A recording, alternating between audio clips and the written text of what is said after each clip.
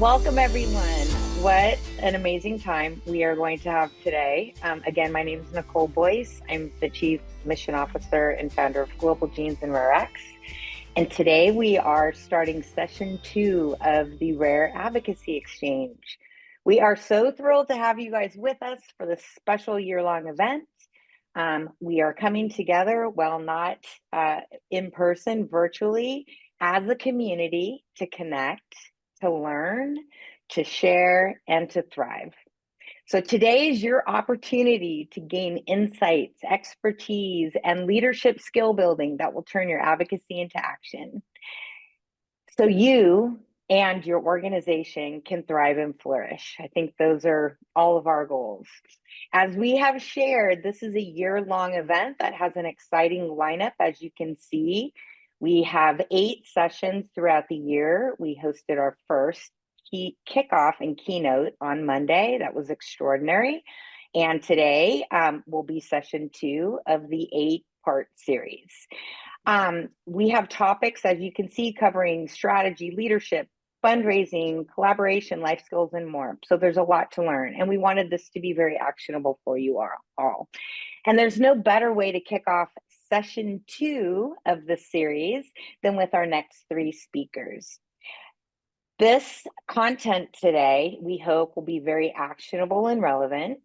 And while I'll introduce our speakers in a moment, we want to first share our gratitude for those that have also helped make this possible. So as with any event, whether virtual or in person, we couldn't do it without the support of some of our amazing friends and partners in the rare disease space. So huge thanks and gratitude. So on to some housekeeping, and then I will make the introductions. Throughout this event, we encourage you to participate in the live polling. Your input is invaluable, and it helps us shape the development of future sessions and some of our programming. During the sessions, please take advantage of the Q&A feature to submit questions or upvote others' inquiries or questions. And if you don't see the Q&A icon, if you guys go to the bottom of the Zoom, there's 3 dots. You can find the breakout rooms or the Q&A there. We'll also be hosting breakouts that will allow us to deep dive on some of these questions. And everyone will benefit from these smaller work groups and breakouts and discussions. And today's session will be releasing and all of these recordings for you to revisit and share with either revisit yourself or share with others that you think could benefit from this. So please note that those will be coming soon. Next, it's my absolute honor to introduce your session keynote for today. But first, I'd like to start with a few important definitions. A leader is defined as an individual who inspires, guides, influences, and others towards a particular goal. A leader is defined by their actions, their vision, and ability to motivate people. Now, leadership is defined as a process, mindset, and ability to lead effectively. It's about setting direction, making decisions, and fostering an environment where people can succeed. Leadership is broader than just being a leader. It's the impact and approach of guiding others. And today, this session will address both. I have the good fortune of knowing Amy Brin, an extraordinary leader, and today's keynote for over a decade. She came into the world of rare disease as a change maker. She was always purpose-driven, personally inspiring, compassionate, and was always honest and authentic in her approach. She made people uncomfortable in a good way because she pulled no punches. She speaks truth, whether people want to hear it or not. She remains a great professional confidant and business colleague. And this authenticity has garnered my deep trust, and for that, I am so grateful. I've also experienced her leadership firsthand. She has always been an incredible collaborator, convener, super articulate, very process focused, and very strategic. And as a result, built and grew her organization and programs exponentially. This has always been very impressive to watch. And as a result, I have often worked to emulate what she's done to help advance our work at Global Genes. She has inspired me, both personally and professionally, and I think she'll inspire you today. When Amy agreed to join us for this important series, we were beyond thrilled. Because at this time of so much uncertainty and change, we know that there's an opportunity for new leaders and new leadership to emerge. Because continuing to lead in the ways of the old won't get any of us to the new future we desire. When crafting the idea of this session, we knew that Amy could bring new, that she could have a huge impact for those joining us today.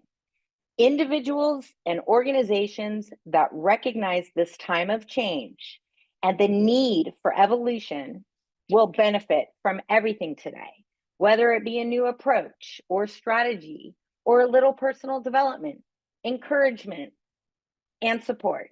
You'll gain much from this session and from these extraordinary leaders. So without further ado, it is my distinct honor to welcome Amy Brin to this year's Rare Advocacy Exchange.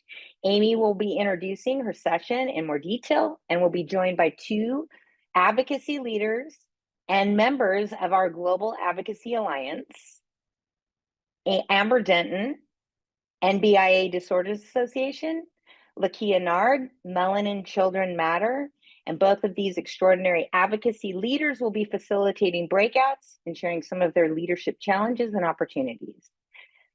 With that, I'd like to turn it over to Amy. Thank you, Nicole, for that incredibly generous overview, and just right back at you. You've changed my life too, and I'm happy to be here with you today, and I'm happy to be with all of you. It was fun to see some names pop up in the chat as you were introducing yourself as faces and names that I remember when I was an active member of your community. And to those that I will just be meeting virtually today, hello and welcome, and thanks for spending this next hour and a half with us. My hope is really that this next hour and a half feels a little softer to you than maybe some other webinars that you sit in and engage with, where typically the speaker is, talking at you and you're gathering information, and it's a process that's really external to you. My hope is that these next 90 minutes allows for connection, and that connection can be in a whole bunch of different ways. Perhaps you're going to connect with the research that I present. I'm going to be sharing some personal stories, and I'm a big fan of storytelling because while we all come together in this space today with different life experiences, I think stories help us connect, because part of my story might resonate with you and part of your story might resonate with me, and we can see that we have more commonality than we have differences. You might really find connection when we break into breakout sessions and perhaps learn something from your peers. But overall, my hope for you is that you create a little bit of space in this next 90 minutes that opens a little part of you up to reflect on some of the information that I'm sharing, and just a little opportunity to pause and think if perhaps we could be doing something a little bit different as leaders, especially in this time and for the whole rare sector as a whole. Now, to get us started, I'm not going to push you totally towards the woo-woo side of things. I'm going to meet your expectation, and we're going to start with some information that is more external focus. So let's first just take a look at traditionally when we think about leadership, what are we talking about? If you review the literature and we look at leadership models, there are really three main constructs, if you will, that we are used to associating with leaders. One, leadership typically emphasizes power. The buck stops here. It's typically in a centralized location, most likely at the top of an organization, and that one individual, the main leader, holds power. Typically, leadership also is associated with authority. You are managing those that are within your organization or within your community. typically those structures we're used to operating in are hierarchical. So again, the leader sits up at the top and all those that follow fall under. And the third main thing we associate most likely with leadership is the use of persuasion. So the leader decides what to do, and then the leader tells you what you're supposed to do. And you go along with it. You're persuaded to act according to how the leader tells you to act. Now, if this is what we expect how leadership should work, what do we actually expect from the individual leader within that model? We expect our leaders to make decisions. We expect them to know what to do and to do it on time. We expect them to tell us not only what the decision is, but how we should do it. And then on top of that, we expect a leader who is a human being, an individual, to not only make the decisions and tell us how to do it, but they themselves should know how to do it. They should role model to us. When I look at this data, it makes me feel stressed. It makes me feel overwhelmed. So what I got curious is then I wanted to look at the research of what are leaders, how are leaders talking about their leadership experience today? And if you do a lit review, these are the current most associated words with today's leaders. And for sure, I know that the members here today within the rare disease community that come in to make the world a better place through the beautiful act of altruism are going to associate with passionate and fulfillment. But look at the other words that your peers are saying of what it feels like today to be a leader. And if any of these words really touch you, go ahead and put them in the chat. But look, they're saying, I'm overwhelmed, too much responsibility, I'm isolated, I'm confused, things are chaotic, I'm stressed. When I look at this, the word that really made my stomach hurt was lonely. Because if you've ever been a leader, you actually know you're never alone. People always want something from you. So why are our leaders feeling so lonely? This got me thinking then about, well, if this is the current state of leaders, how are we developing leaders? How are we supporting them currently? And again, traditionally, we develop leaders like we are today, right? We ask leaders to attend workshops and training sessions outside of themselves. You hear often, oh, I want to be a CEO or I want to be a CFO. Well, go get an MBA, right? Go to the academic institutions. You could look after my name and see the 72 letters after my name and know that I definitely followed suit with that and went and got several degrees. We hope that our leaders can be mentored. We hope that there's on-job training and things like performance reviews that are handled constructively. One of my biggest pet peeves is when I show up for a happy hour or something social and someone asks me, hey, Amy, what leadership book are you reading now? Like that is the last thing I want to talk about when I'm trying to chill out. But that's what we do. We do to be better leaders. We look outside of ourselves and we tell our new leaders, this is the path you should take. Oftentimes, when you become a leader, you didn't know you were a leader. You might have been a very good nurse, and then all of a sudden you're a nurse manager. Maybe you're a good accountant, and then all of a sudden you're leading a finance department. You might be a mom who's taking care of their medically complex child who wants a better life, and all of a sudden you're leading an organization. You might be really good at raising money, and all of a sudden you're the ED of a nonprofit. You weren't developed to be a leader. Leadership found you. And we don't do a good job of developing or sustaining a leader. I even know that when my organization that I was last leading got to a place where I could build into the budget professional development, the first thing I would cut when things got tight or I didn't have the bandwidth or I prioritized was my own professional development. I would celebrate my staff for investing in themselves, and I would never allow myself to do it. Or the other reality is we just simply don't develop leaders. We just expect them to do. So because I'm in the world of organizational leadership development now, I sit with this research a lot, and it makes me think a lot about the current state of leadership, what we could change, but it really helped me start to think back to how did I develop myself as a leader? And it really goes back to the fact I started professionally at the age of 22. I graduated with my first master's in political rhetorical criticism. That was not a very good decision in terms of finding a job that would actually pay.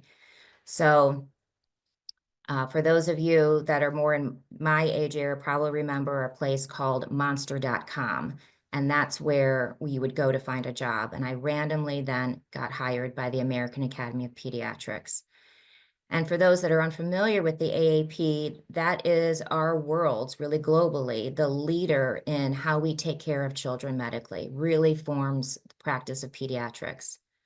I was 22. I was hired to administer a grant program with Shriners Children's Hospitals with the AAP, and I was traveling all over the country training pediatricians on how they should set up their office practices to better be inclusive of children living with special healthcare needs.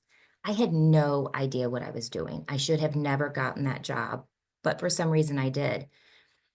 And I was surrounded by mentors. I was absolutely surrounded by people that poured into me, that wanted me to be the best that I could be in terms of my doing. I was trained in how to manage programs. I was trained in how to build programs. I was trained in how to train. And guess what happened? I got promoted. And 18 months later, I'm now head of national policy over screening and surveillance initiatives. This community will understand the fact that at that time, Congress was really looking at setting up the first unified screening panel for newborn screening. I got hired and within 24 hours got a binder and a ticket to Washington, D.C. You think when I got into that big pond with those really big fishes, they were wanting to mentor me? I was on my own, right? I was doing a lot of reading and I was doing a lot of watching. I was in the biggest pond that you could be in pediatrics, and I was dog paddling with the biggest of fishes. And I would watch what they read, and then I would read it. I would watch what they said, and I would write it down. I would watch how they acted in a meeting and think that's how I would have to be a leader. But then I would see coming out of that meeting in a cab, because we didn't have Ubers back then, that they were talking differently. If I got invited to the dinner after that, they were a totally different person. And if I was lucky enough to be invited to the drink after dinner, they were radically someone different. And I was aware that's what I was being trained to do as a leader. A couple months later, a very big meeting happened where I was asked to really advocate. And the decision went the way that we wanted it to go regarding this core panel for newborn screening. And there all these big fishes were, and they were turning to me and they said, way to go, Amy. You're really someone to watch. You're really going to have a professional career. You talk, people listen. All the things at 24 you want the big fishes to say to you. And I walked out of the Ronald Reagan building that day, and I started to cry. By the time I made it to the Marriott, I was sobbing. And so what do you do at 24 when you're in Washington, D.C. all by yourself and you're crying? You call your mom. And my mom was very confused as to why I was crying. And she said, but Amy, it sounds like you did what you were supposed to do. It sounded like you led today. It sounded like you pleased people. Why are you crying? And I said, I do not understand if what I advocated for was true. It's just what I read. It's just what people who have power told me was true. And I don't even know if I can trust these people because every time I interact with them, there's someone different. And my mom said to me, well, I don't know about all of that, but it sounds like truth is very important to you. And if you're going to have a professional career, you're going to have to find a way to make sure that truth is always a part of it. I got off the phone and I grabbed that little notepad that's right next to your hotel bed, and I wrote one Amy. And I folded it up and I put it in my wallet, and I still have it today. That was the moment I decided I was going to show up as myself. I had no clue who I was. I was 24 years old. I had no idea who I was. But if I was going to make a change, if I was going to be okay with myself in this professional landscape, I would show up as one Amy, my authentic self. And today now, when I work with leaders, a lot of my clients are executives. I do executive coaching, and it's exactly what Nicole talked about. Today, it's unprecedented times. And especially a lot of this list you're seeing right now is going to resonate with those of you in rare disease. Never before have we seen a workforce that globally is demanded to be connected. Your geographical boundaries are completely enlarged. We are dependent on technology for operations, but technology is constantly being disrupted. And who is asked to solve that but the leader? We are living in complex and times of great speed. Think about ChatGPT and how quickly things can just manifest because of ChatGPT. Climate change, environmental changes. What happened just a couple months ago in this country? One side of the country was on fire while the other side was living in ice. How did that impact work? How did that impact your workforce? Social movements, political polarizations. It goes without saying, today is a very, very inflammatory time in this country, and managers are having to navigate that like never before. Today's workplace is radically different because of the global pandemic we experienced 5 years ago. And today, finally, while it's positive that we are aware of the presence of mental health and how that needs to be addressed and supported, it's completely a new paradigm for leaders to navigate. So I look at this list and I matrix it against all the things I listed in the earlier slides. And again, my tummy drops. And this to me looks like too much, impossible. Leaders are set up to fail. And when I get into situations like that that seem impossible, it makes me want to stop, stand still, and get things very basic and simple. Bring it back to the very basics. And it reminds me, I'm sure a lot of you have heard this quote before from Maya Angelou, but it reminds me of when I left that hotel room in DC. I quit my job. I sold my home. I sold everything that I owned, and I moved on down to Nashville and enrolled in Vanderbilt University to get a nursing degree. I figured if I was going to work on behalf of children and their families, being a nurse would allow me to understand truth and their lived experience. And when I joined nursing school, I decided to not just specialize in pediatrics, but also in hospice and palliative medicine. And so a lot of my training was about how do you have difficult conversations? If I was going to be walking into a hospital room or a home or a clinical setting, I was doing so because things were not going to be going well. And I didn't understand how I was supposed to be talking to parents about the fact that their children were dying. It once again felt impossible. It felt like I was being set up for failure. And so I asked my professors, how am I supposed to do that? And one of my professors said this quotation. She said, "You're fixated right now, Amy, on the doing. You're fixated on what you should say, on being perfect, on knowing when you should put a tissue out or not. But that's really not going to matter. People are going to remember more of how you show up as your authentic self." I thought that seems convenient and nice to hear, but I don't believe it. I was at that time very programmed to do, and that my accomplishments were based on the fact that I was always successful in doing. And that was until a couple of years later, when I was in practice, I was asked to build pediatric hospice programs in 12 states or 12 counties, excuse me, in Tennessee in the Children's Hospital. I was exhausted, I was overwhelmed, but I was really passionate about the work I was doing. And one Thursday afternoon, right before lunch, I got a call from the hospital discharge planner. And she said, "Amy, we've got a little boy who about a year ago was diagnosed with an inoperable brain tumor. And he's not doing great, but his parents don't want to be here anymore, so we're going to send him on home. We don't really know what he needs. Will you just go out and check on him?" And for anyone who's spent any time with a child living with medical complexity, that doesn't sound too great when someone says we don't really know what's going on with them. So I skipped my lunch and I headed on out to this house, and I pulled up, and this home is one of those homes that you don't think anything bad could happen in. You know those homes? They're just so beautiful. Everything is manicured. The glass is just like beaming with how clean it is. I opened the door and stepped out, and I immediately realized that I was walking in once again to total chaos, something that felt impossible. Adults were coming up to me as soon as they saw my medical bag, and they said, just keep walking, just go down the back hall, and you'll see where they are.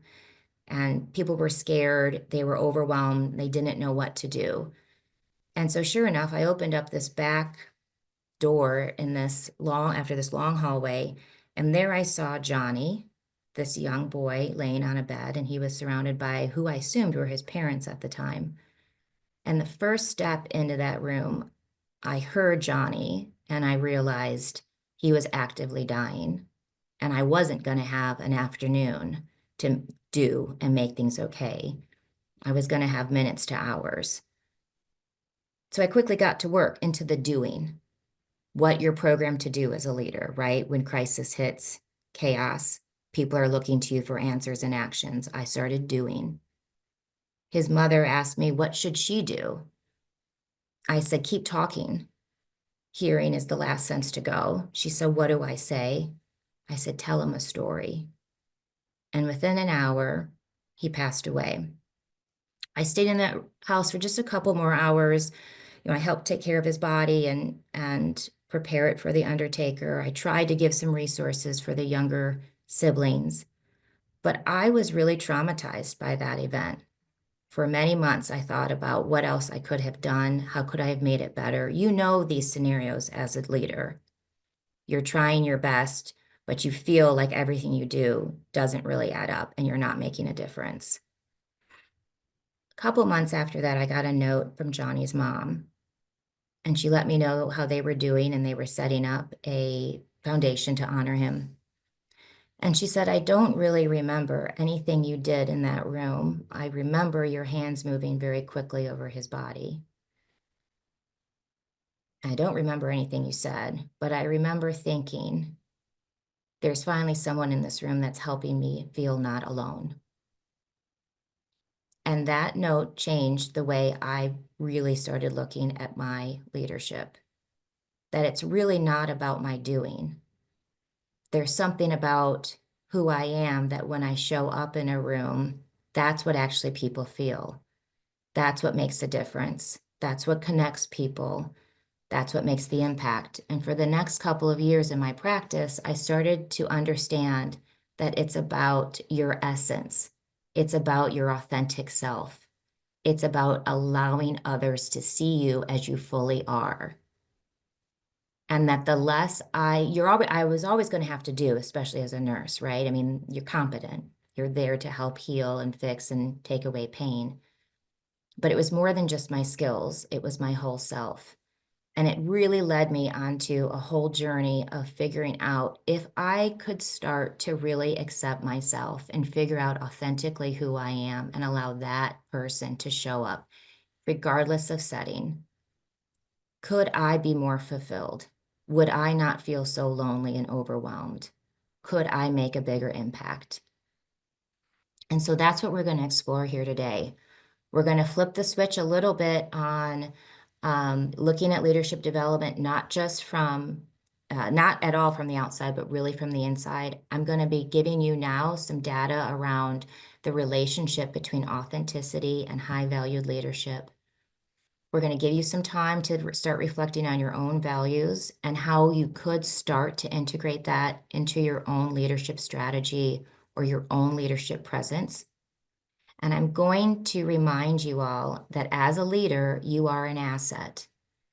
Oftentimes, when we talk about organizations and their assets, we talk about their financial assets and how we need to protect those, put together policies to protect them and how we're going to, spend investments. We neglect to understand that the leader is the true asset of the organization. And you need to remind yourself that you're an asset and how do you invest in yourself and nourish yourself so that you can also thrive. All right, let's talk a little bit about authenticity and leadership. So this isn't just, Amy's theory that this actually works and makes a difference. There's a lot of research that actually supports this.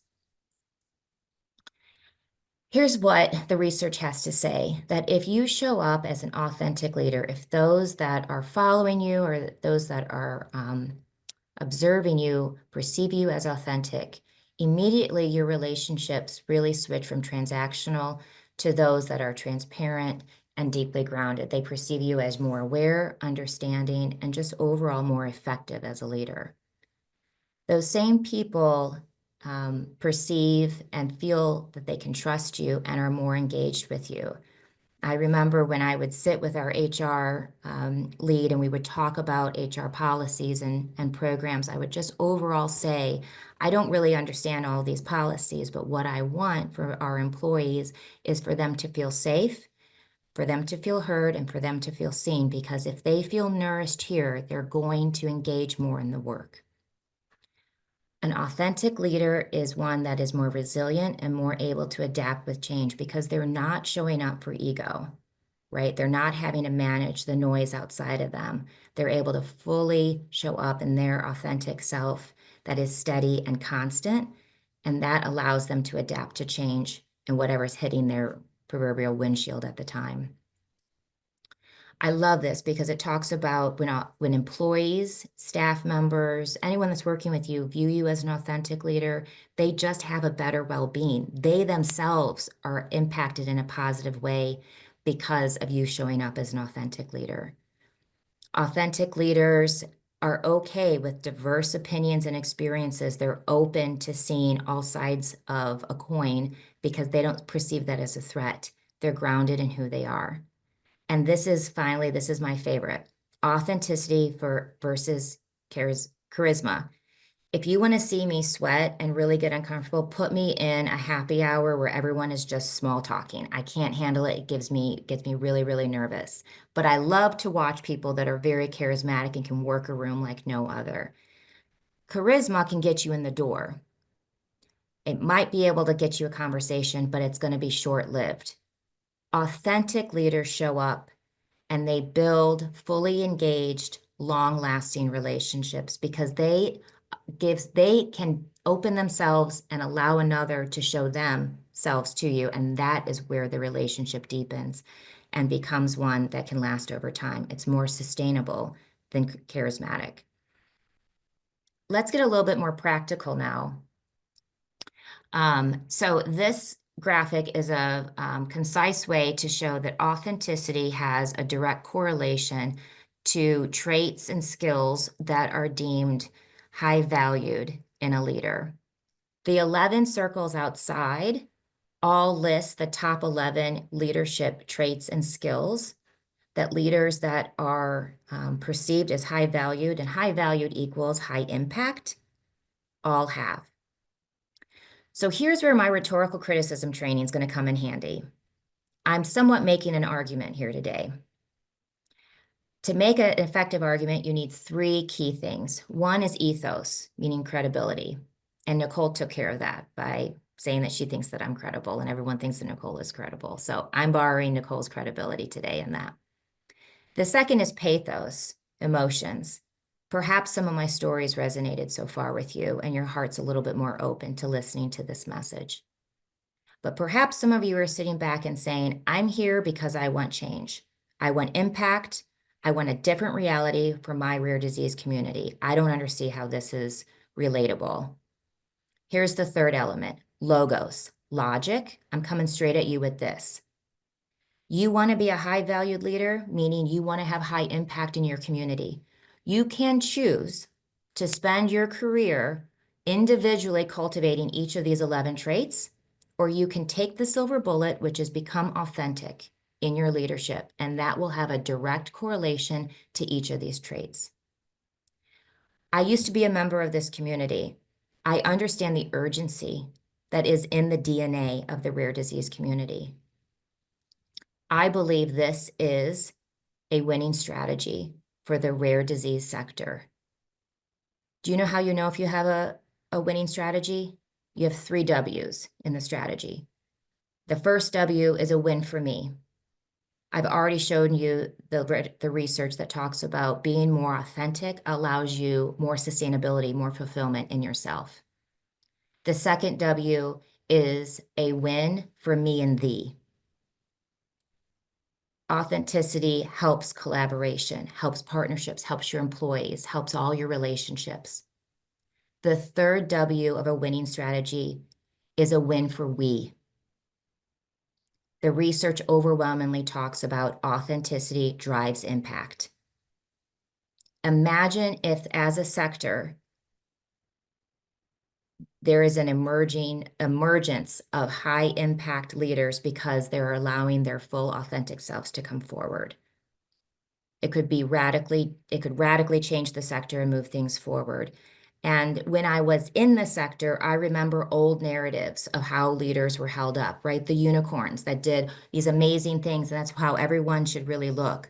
There was a time for that. That time is no longer, I would argue. There's a new vibration needed in the rare disease community for all leaders to show up as their authentic selves, to allow the strengths that you have to carry forward and make this impactful change.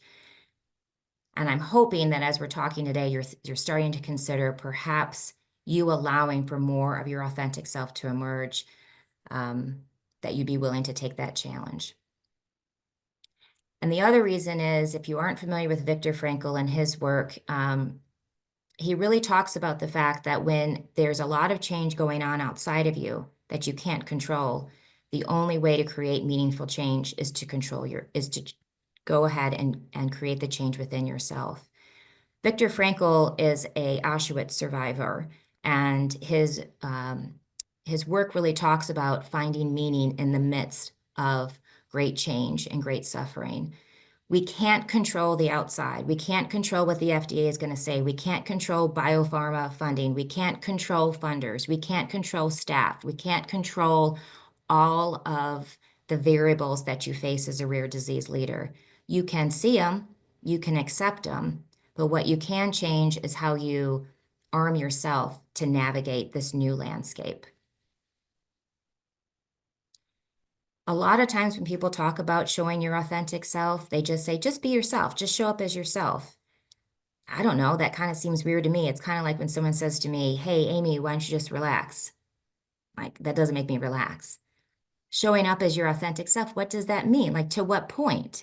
Do I walk around in my underwear? Like, what does that really mean? What it really means is understanding what your core beliefs, your core values are, what really fundamentally you stand on. And then you align every action with those core beliefs and those core values. Regardless of setting, regardless of person, you show up and your actions demonstrate what those core beliefs and values are. We're going to do a quick poll here as I continue to make my argument for authentic value-based leaders. All right, go ahead and just look through this collage of leaders. Pick a face that really resonates with you. And then ask yourself, are you drawn to that leader because of what he, she, or they did? Or are you drawn to how he, she, or they accomplished what they did? It's looking like overwhelmingly the values are winning. So how they did that. So I presented similar content yesterday to a business sector here locally, and the same values overwhelmingly won. And I had a participant stand up and ask a question and said they had never thought about accomplishments, not the what, but the how. And what I would argue is it's just a reframing. So everything I'm saying here is not drastically different. You still are going to have to do, but it's more of a focus on how you go about doing what you're asked to do. And how you do it is completely framed by those core beliefs and those values. So let's start talking a little bit about, we're going to get a little bit practical. All right, so let's go a little bit even further. And I just saw a comment. I'm not really watching the chat, to be very honest with you, because I'm trying to be mindful of time and stay on track. I know we're going to pause here in a couple minutes for some Q&A, so I'll be interested to field some of those questions and appreciate them. I saw a comment that said authenticity is different from values. Interesting point. I'm not arguing against that, but I want to take this a little bit deeper to start showing the correlation between values and authenticity. So I shared some earlier stories about my own journey to figuring out how I can show up as my authentic self based on values of truth, of competency, and warmth. And I deducted from Johnny's mom's letter that what part of what my essence and my presence and my authentic self was that showed up that day was that I was competent in my doing, but I was also warm in my presence. And so after I left my clinical career is when I stepped into being a CEO of a larger national nonprofit. And I had no experience in doing that. I honestly was asked to step in to kind of help shut the place down. It was in financial ruins and had a very poor public image. But the board was willing to do the work, revitalize a new mission, and we went at it. And I ended up being there for a little bit over 11 years. And about halfway through my tenure, you could say we were hitting metrics that the majority would say meant that we were being successful. We had programs that were working with children and their families in all 50 states and 74 countries. Financially, we grew 700%. We had top thought leaders wanting to join our board. I was very appreciative of when I would be asked to come and speak and share some thought leadership. Our staff had grown by 3 times. So about halfway through that mark of that run, I also was about a year out of my own divorce. My children were very small. They were 4 and 1, and we were in COVID. So it was a pretty chaotic, once again, time in my own life. For the organization, because we had grown so quickly, the board had really had me hire another professional to come in and really look more at the operations and the internal structure and make sure things were appropriate. And that, of course, always comes with even more chaos and more change. And I had a staff member who did not like the changes that were being rolled out. And that staff member asked to speak with me and was being pretty aggressive in the conversation. And I basically said, I'm not going to have this conversation anymore. It's the first time really I set that boundary. I said, you're reporting to another leader, go and voice your concerns that way. And that triggered a response that I had not ever experienced as a leader. My character was called into question. I was deemed a bitch. I was cold. I didn't care about my staff anymore. All of my values of warmth and being present were really being challenged. And after things got to kind of a fevered pitch, I left one day and I went to my therapist and I walked in and said, I'm not here to talk about my ex-husband anymore. I'm here to talk about my organization. And she said, what's up? And I said, I'm damned if I'm do, if I'm damned if I don't. I want to be warm. I want to be able to be present and listen and engage and collaborate and build relationships and make people feel that they're seen and they're heard. But I also believe in accountability, and I also believe in making decisions, and that there's right or wrong and there's time for change, and sometimes that change can be difficult. And is this really what I'm supposed to expect as a female leader? The higher I go, this is what women do to women. And she said, why does it have to be one or the other? Why do you have to be either warm or competent? Why can't you be both? You have more than just 2 values. You have more than just 2 sides of you.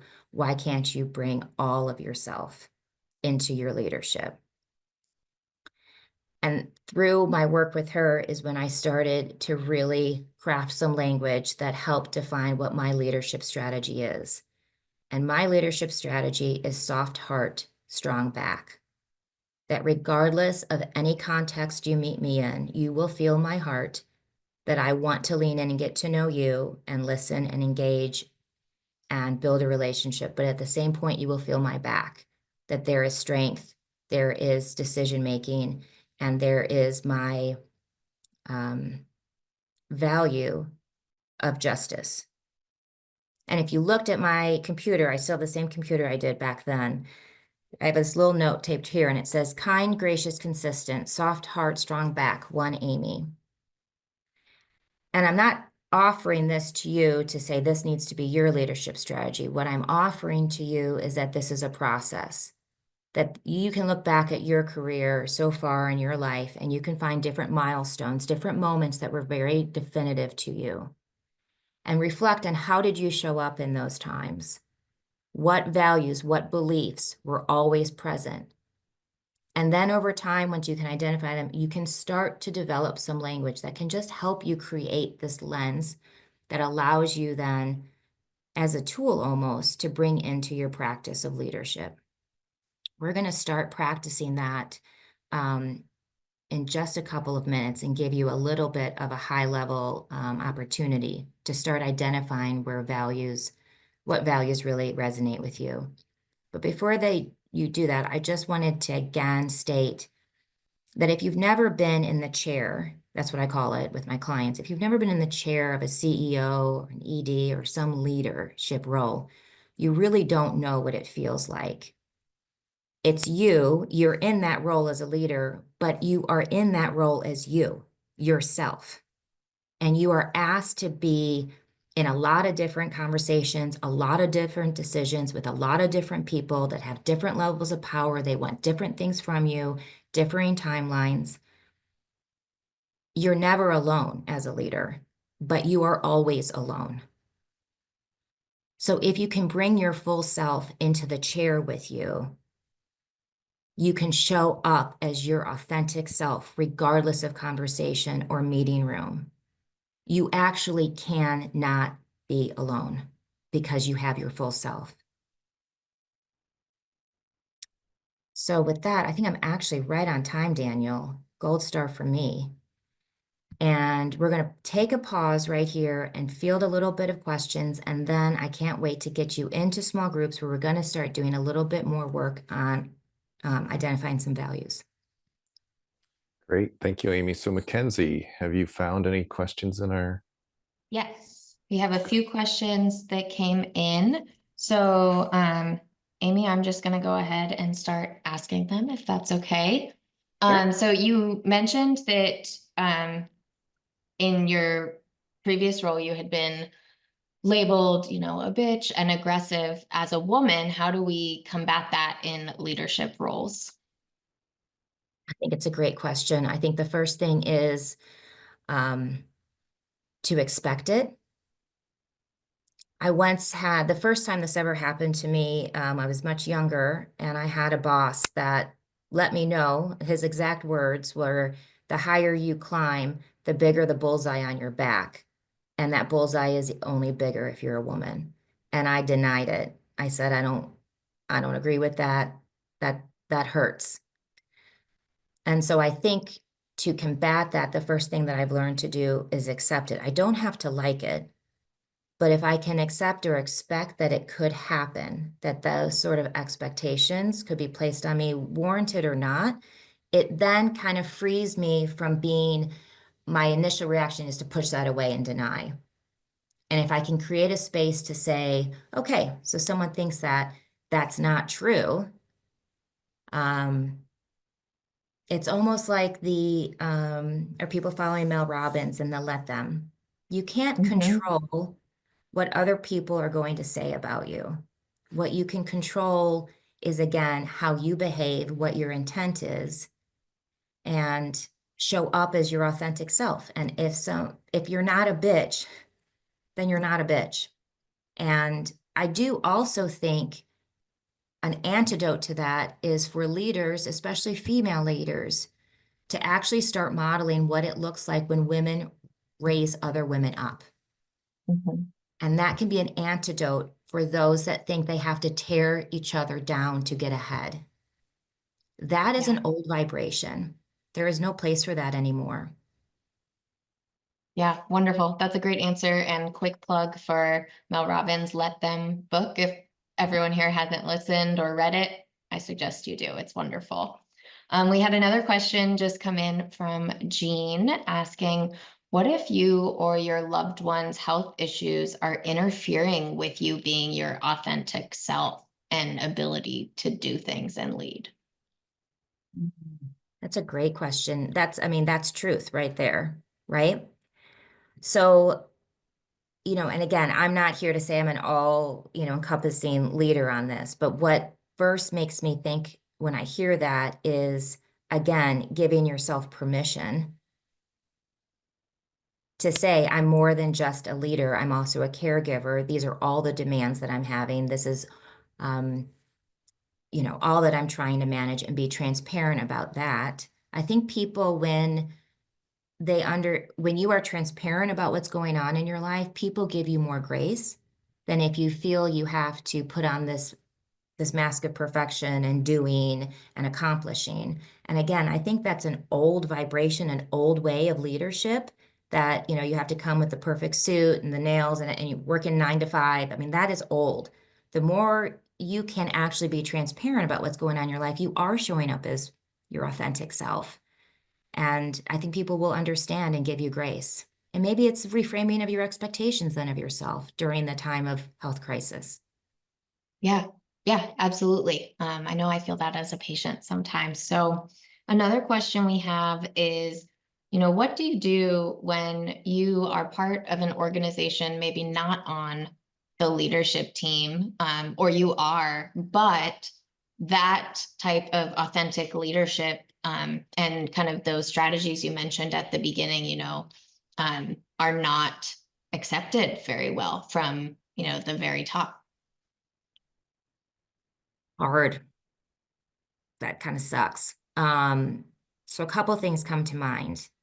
Number one, remember what you can control versus what you can't control. You can't control your leaders, but you can control how you interact, right? And what sort of presence and interactions that you have. And perhaps just refocusing on what you can control and being in that authentic self can help you thrive and not only just survive in that. It might also, the more reflective you are about who you really are, and if the system that you're in is truly incongruent with that authentic self, then perhaps it opens space for you to explore if you would be best served in a different capacity, working in a different way within the community. Because in the end, if you can't be your authentic self, and I'm not talking about anything radical here, but if you have to play small, if you have to shut part of yourself down, if you have to abandon who you are, that is not sustainable in the long term. So it's, again, an opportunity to reflect on how to best care for yourself.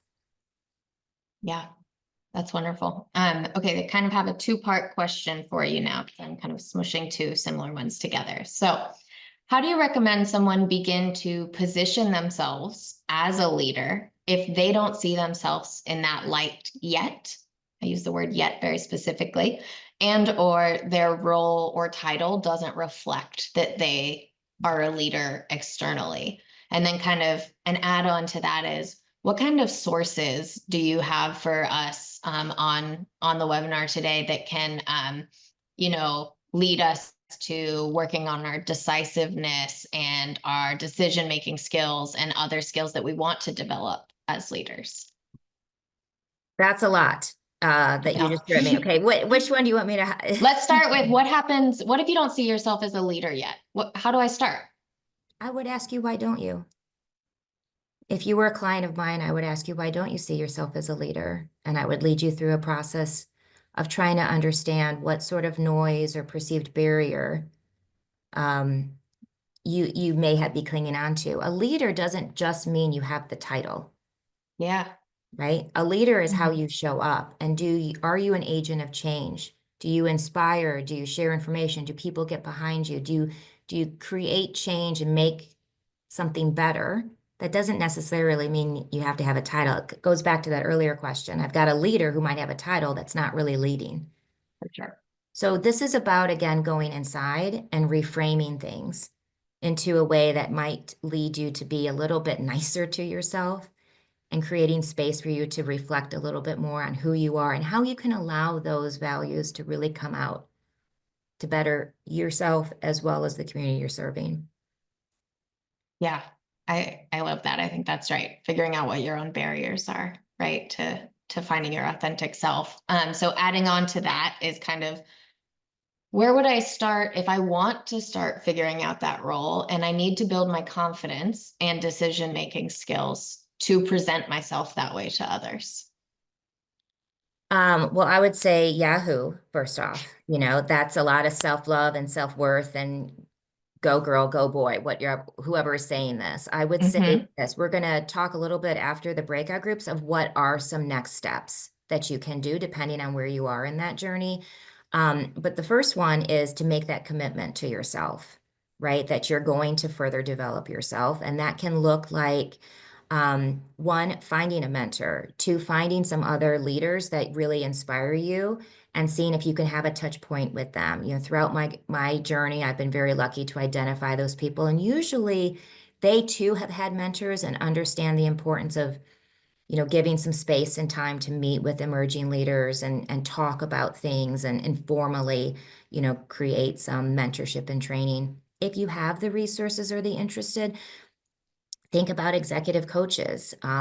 Obviously, I have a practice now. There's an emergence of executive coaching that is no longer the vibration of here's tools, here's articles to read, here's, you know, very to-do list. That's the old way of executive coaches that they're still out there today, but there's a new crop of us that are coming out that are really about being present with the leader, understanding where that leader is in his or her own journey, what's the internal noise that that leader is struggling with, and helping develop more of that internal leadership stride instead of just the tactics of being a leader.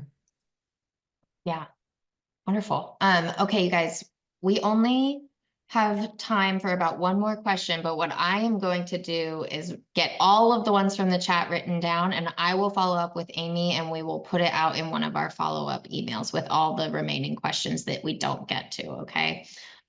So the last question I'd like to ask you, Amy, is for those of us that are maybe more eccentric as employees and have big personalities, you know, how do we embrace being leaders when maybe we're told to be less and to just fall in line? Ouch. I was once told that I needed to stay in my lane and I needed to slow down. And that hurt a lot. And that stuck with me for a very long time. And I tried to do that. But in the end, that's not who I am. So I think your wording is interesting, eccentric, big personalities. I don't necessarily think that's a bad thing. I would Yes, again, this came from an attendee. It's not anonymous. So Danny said this. Has a, you know, eccentric personality, which I think is great. I like being unique. So yeah, it's kind of interesting wording. yeah, I would say, Danny, maybe take some time to reflect on what does that really mean? Are you, or is that a label someone has given you? What is behind your eccentricity? Is it passion? You know, what does that really mean? And I would encourage you to not play small. You know, we can shut off parts of ourselves for a short time, but it is not sustainable. It will come out in a different way. And again, perhaps just exploring a little bit more of what your core values are. Why are you in this sector? What is it that you really want to do, Danny? How do you want to drive impact? And figuring out how those values, how you can align your values and your strengths and your core beliefs with actually the work you want to do. That sort of exercise might help you feel a little bit more able instead of this feels very oppressive. And I'm sorry if someone has said that to you, because that hurt when that was said to me. Yeah. Thanks, Amy. Danny, I hope that answered. It looks like other people have been told similar verbiage with big personalities. So I hope we can all address that together because I don't want us to lose that spark. So now, I will. Can I just say one Yeah, thing about that? of course. I do think sometimes big personalities get bigger because they weren't heard initially. So I don't know the specifics of what these attendees are saying, but I do think if leaders can make more room and space for their employees to feel safe and heard and seen and allow their strengths and their passions to be used in a constructive way, which takes leadership capacity, it takes skills, to juggle all of that. Perhaps these big personalities wouldn't have to get bigger or louder, or whatever people are saying, because they're already going to feel seen and heard. I think that's right. This was amazing, you guys. We have so many more questions, so I will be sure to collect them all and we will follow up with you. I think you've already been told that joining Amy in the breakout workshop rooms are Amber Denton from NBIA Disorders Association and Lakia Nard from Melanin Children Matter. Amy will be in both of those, so you can choose either one, and Amy will spend some of her time in each one. And Amber, they're each sort of presenting these leadership skills in the context of their example, their current need. I think for Lakia, it's sort of a overall big picture and second guessing some directions that she may be choosing. And for Amber, it's somewhat around the need to hire a new developmental director of development and what leadership skills the team already has and what they might look for in the new hire. But each of you will have a chance to talk about some of your current needs, and Amy will have her thoughts on those too. This is what's coming up next in April. I hope you'll join us. But with that, please choose a breakout room. All right. Well, I appreciated all the conversations I was able to hear in the breakouts, and the biggest takeaway is there's a lot of energy here today. I'm looking forward to going through the chat and seeing what everyone's saying, but this seems to have sparked a lot of energy and questions and conversations. That's a good thing. I don't yet know what to make of it all, but that means we've stumbled onto something meaningful. What's next? I was raised by two teachers, so I'm very much about homework. What do I do next? How do I take this information, this experience from the last hour and a half and move it forward? If this resonated with you, if you kind of got sparked to lean a little bit more into exploring your authentic self, number one is just take some time and make a commitment to yourself to create space within your calendar for some reflection. I know one of the questions Mackenzie asked was, well, what do I do with that, right? Are there exercises I can do? And I can follow up with Global Genes to talk about if there's some information I could send to them and distribute. But the first thing it does is it takes discipline and a commitment from you to hold that space to start doing that work. And to think about it as leadership development. It's not woo-woo, it's not just self-care, it's not all of those artsy-fartsy labels that people will like to label this in order to diminish the value of it. This is leadership development, and as a leader in today, this is the sort of work you need to do. I would also encourage you to look at joining peer support groups. I like to sometimes call them tribe of counsel. I informally did this throughout my tenure as a CEO. I would pick up, mentors and like-minded souls that I felt very safe to be vulnerable with, and I would just schedule meetings with them once a month, every 8 weeks, and I would hold those commitments just like I would in any sort of committee call. It was dedicated time that I would have with these trusted souls that I could vent, that they could vent to me, and we could share support. And in those conversations really helped in my development to understand what were my unique values, my unique strengths, and how I was approaching things in possibly a different way. It helps to get feedback, right? And that's really what you're creating by thinking about joining support groups or getting these kind of tribe of councils. This is not a sales pitch for myself. There's a lot of executive coaches out there. I'm just the one on the call today. I would think about doing some research. And if you have leadership development budgets or any sort of resources, think about connecting with an executive coach that can, again, kind of help you assess where you are in your leadership journey, help you assess and set some goals, and help you do that sort of reflective processing of understanding your unique strengths, talents, values, and core beliefs that you can then consistently show up in as that authentic leader. Global Genes has been very generous. They're going to have me kind of pop up throughout the rest of this year's program and do some office hours. So if you'd like to kind of just join me in an office hour and we can do some executive coaching, I'd love to meet you in those and learn a little bit more where you are uniquely on your journey and see how I could be of support to you. And I just want to leave you with this. I said it earlier, but this is foundationally a belief that I have, and this is why I launched the company that I've launched. As a leader, you are never alone. Everyone is coming at you for something in some way. It could be a staff member, a board member, a funder, a researcher, a clinician, a parent in your community, a policymaker. You as a leader are visible and people want a part of you. You are never alone. But the reality is you are always alone. And this is the part we don't talk about in leadership that I personally am done with. I'm bringing it out of the trenches and I'm putting it in the light. There is a part of being a leader that is very lonely and very isolating because you have to make the tough decisions. And sometimes you can't share the full story with everyone and it's all on you. And that can feel lonely and it can feel isolating. And that is what leads to burnout and stress and feelings of loneliness. So yes, joining peer support groups. Yes, finding executive coaches. Yes, doing reflective exercises, joining workshops today are all great antidotes to that. But it's never going to be as consistent as if you actually bring your full self along.